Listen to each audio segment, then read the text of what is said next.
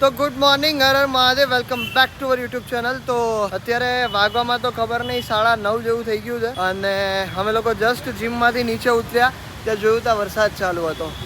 ક્યાં વાત હે.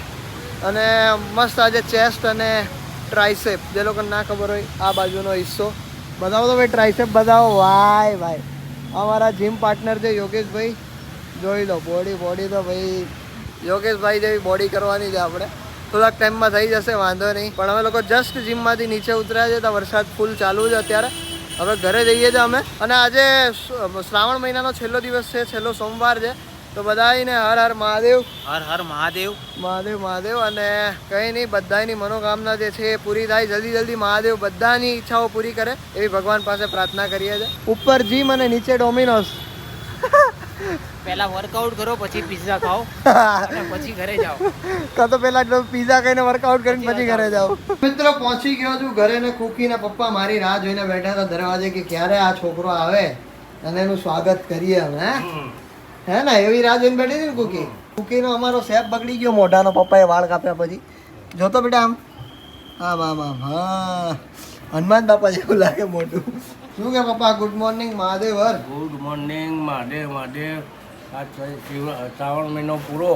હા, એટલે બધાને શું કહેવો તમે શ્રાવણ મહિનાના છેલ્લા દાડે? થોડા સૌનું સારું રાખ અને સદગતિ આપ. બરાબર. પણ આ શાંતિ જો, આની શાંતિ તો જો, હજી આ શાંતિ સૂતી જ છે. એ તો ભોળાઈની ઉપર જ છે. ભોળાઈની ઉપર જ છે.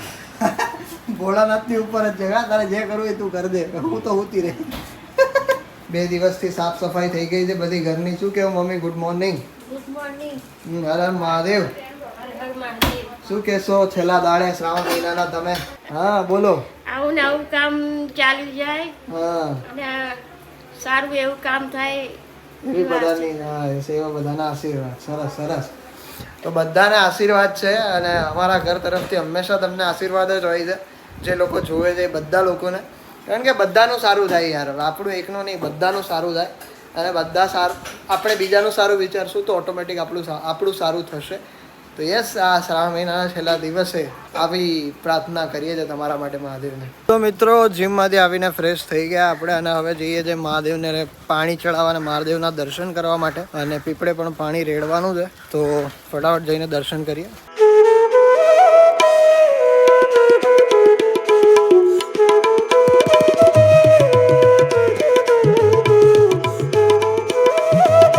દર્શન થઈ ગયા. હવે અહીંયા પીપળે પાણી રેડવાનું છે તો રેડી દઈએ. પીપળે પાણી રેડવાથી પિતૃઓને શાંતિ મળે.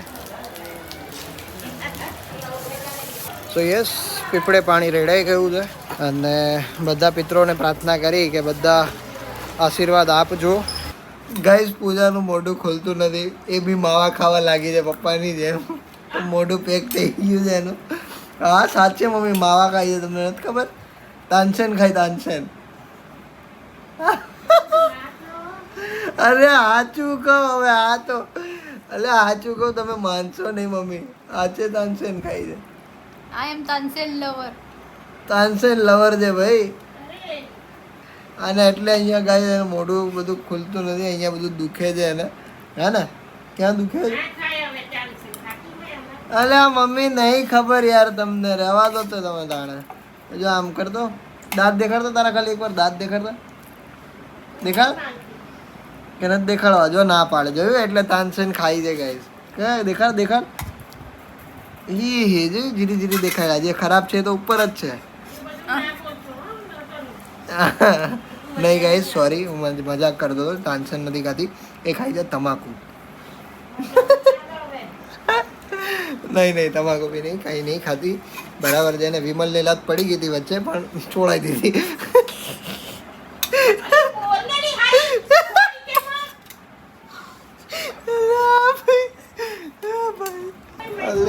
તમારી છોકરીની તમને ખબર નહીં હજી. જોઈ લો કેટલું મોરાયો બધું ખાય.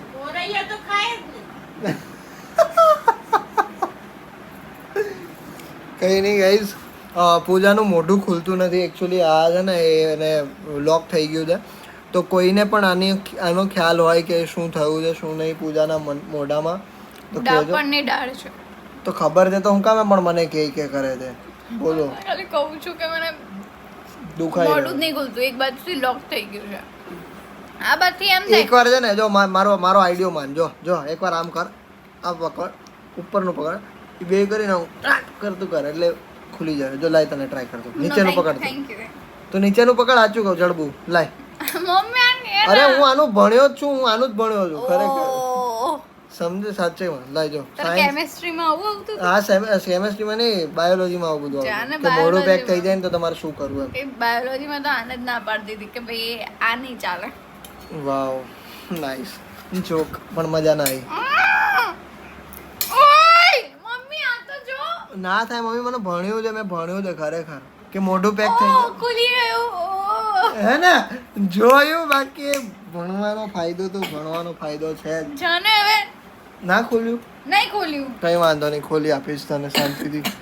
કારણ કે એમાં છે ને ટાઈમ જોઈએ, થોડું પકડ પાના ને એવું બધું જોઈએ, જે અત્યારે આપણી પાસે સાધનો નથી થોડા. બરાબર છે, પપ્પા આવે પછી એની પાસેથી પકડ પાના લઈને ખોલીએ. શું કેવું? ડાપણની દાઢ આવતી હોય તો આવું કંઈ થાય કહેજો ખરા, કારણ કે આ લોક થઈ ગયું છે એનું, તો એનું મોઢું ખુલતું નથી, આટલું જ ખુલે આમ. એટલે એવું કંઈક હોય કે દાઢ છે ને આમ આડી આવતી હોય, આમ નહીં આમ આવતી હોય, એવું કંઈક હોય કારણ છે. કે તું આડી છે ને એટલે દાઢ પણ આડી જ આવે, સમજી? એટલે થોડું થાય એવું. ચિંતન પણ આડો જ છે, એટલે ચિંતનના તો બધાય દાંત આડા છે. હે એ તો સીધા કરાવે છે, સીધા કરાવવાવાળા ઓલા ડૉક્ટર છે ને એ બી કહે ભાઈ આવો તો કેસ મેં પહેલી વાર જોયો જિંદગીમાં, બોલ. એ ડૉક્ટર પણ એવું કહે છે. એટલે કેટલો આડાવડો છે જોઈ લો તમે. એટલે હું હોત તો કહેવા જાત એમ કે આખો આડો જ છે. આખો આડો વધુ કો હે ને વધુ કો ઓવર છે ઓવર વધુ કો છે થોડો, પણ કંઈ નહીં. પ્રોબ્લેમ થોડી આવી થઈ છે અને પૂજાએ ગાઈઝ તોડી નાખ્યો છે એનો સોમવાર, કારણ કે એને ખાઈ લીધી ભૂલમાં ફૂલવડી. તો પછી મેં એને કીધું કે રહેવા દે, તારાથી થઈ જશે, પણ ના, એ હિંમત હારી ગઈ. કંઈ વાંધો નહીં, ચલો છોડો એ ઓકે. બસ આવું બન્યા રહેજો. અને આજે નીકળીએ છીએ અમે લોકો 9:30 રાત્રે કેશોદ માટે. તો બધું પેકિંગ કરવાનું છે અત્યારે અમારા લોકોને, અને હમણાં થોડી વારમાં જ નહીં માન નથી. મિત્રો અહીંયા પૂજા જીમનું ટી શર્ટ પહેરીને આજે તો વિડીયો મતલબ ખાવાનું બનાવી રહી છે, બરાબર છે. અને પૂજાએ આજે બનાવી છે અમારા ઘરે બનતી ખીચડી, ઢીલી ખીચડી, ફરાળી ઢીલી ખીચડી.